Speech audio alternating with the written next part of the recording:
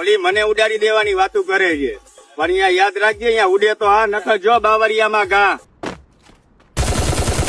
ચકલા કોઈ દી બાદ ન બને યાર. એ ગમે એટલી પાકું પકડાવે તો ચકલા જ કહેવાય યાર. ઘર ભેગું થાને ભાઈ. રોક પકડમાં તો જો પકડ બોસડી પકડ ને પહેન કે લવડે રોક દે. હું સલામ ન કરું અને હું કોઈ દી તમારા જેવા માઈ કાંગલાને નમું નહીં. મારા સોમાન ઉપર કોઈ લાંબી આંગળી કરે ને, I never compromise my self respect. કોઈના બાપને જીવતો ન જવા દઉં.